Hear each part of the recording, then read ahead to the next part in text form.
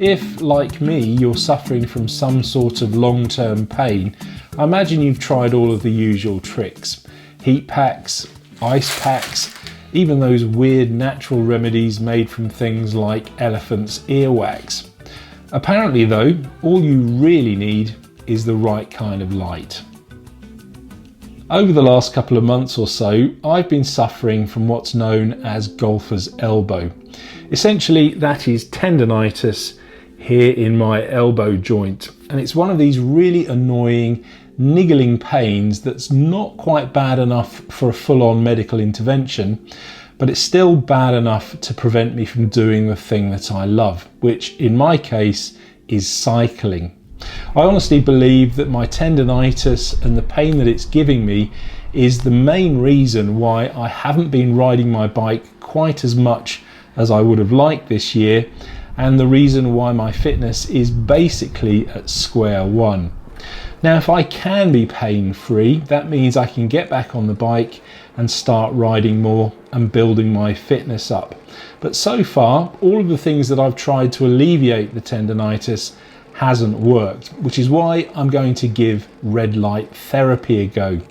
Now, is this science or is it just yet another one of these wellness trends? That's what I'm about to find out. Red light therapy might sound like something from a futuristic health spa or a villain's lair in a sci-fi film, but it's actually been around for a while.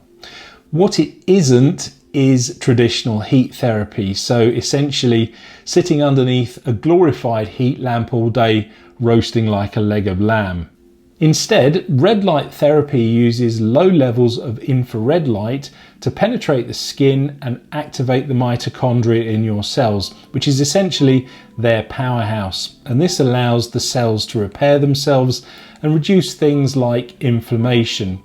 Essentially, it's like giving your body a little bit of a nudge and telling it to sort itself out. The theory is that this light boosts circulation, speeds up healing, and reduces pain. And I'm sure you'll agree that all sounds very impressive. But like me, I'm sure you also have one big burning question. Does it actually work? Now, this is where things start to get a little bit interesting, because it's not just yet another influencer-led trend. Red light therapy has been used for a while now by all kinds of people. So for instance, NASA, yes, actual rocket scientists, pro athletes and doctors. NASA began experimenting with red light therapy to help astronauts heal their wounds quicker in space. And pro athletes use it for things like injuries and fatigued muscles. And doctors have been using it to treat things like arthritis and other long-term pain conditions.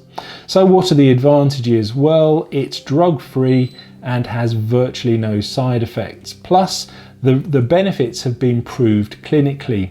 And that is a pretty strong, compelling case. But there are a couple of disadvantages as well. Firstly, it's not cheap. Unfortunately, it's not like popping down to your local chemist and buying a heat pad. A proper red light therapy machine can cost anything from a couple of £100 or dollars right up to a couple of thousand. And then of course there is the trend factor.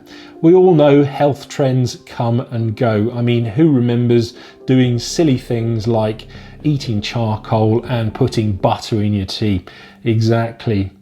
Is red light therapy just yet another one of these health trends, an expensive gadget, or is it really worth the hype? That's what I aim to find out. So here's the machine that I personally am using to treat my tendonitis. It's the Prongo FluxGo Red Light Therapy module. And if you'd like one for yourself, you can go over to their website and buy one. At the time of making this video, it will cost you £365 or $465. And in the spirit of transparency, I also have to add here that they are sponsoring me to make this video.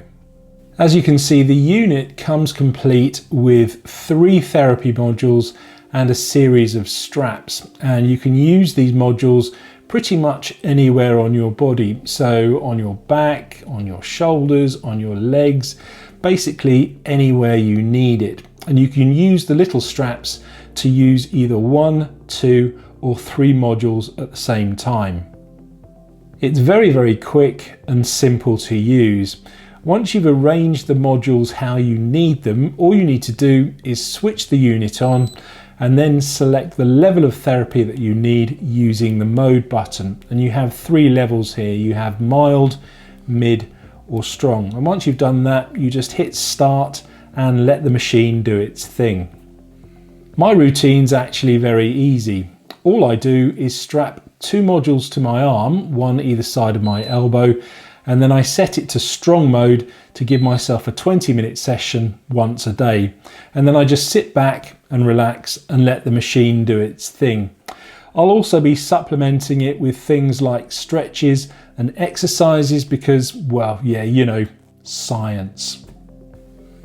Now, I'm not going to claim that this machine is some kind of miracle cure.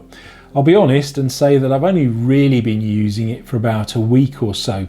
But even in that short space of time, and I don't know if it's my imagination or not, but my tendonitis does feel slightly easier. It certainly doesn't feel any worse.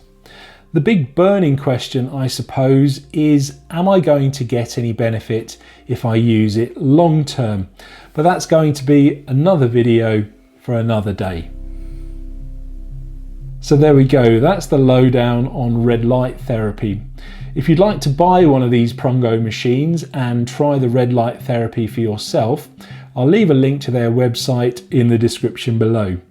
In the meantime, thank you for watching and I'll see you on the next one.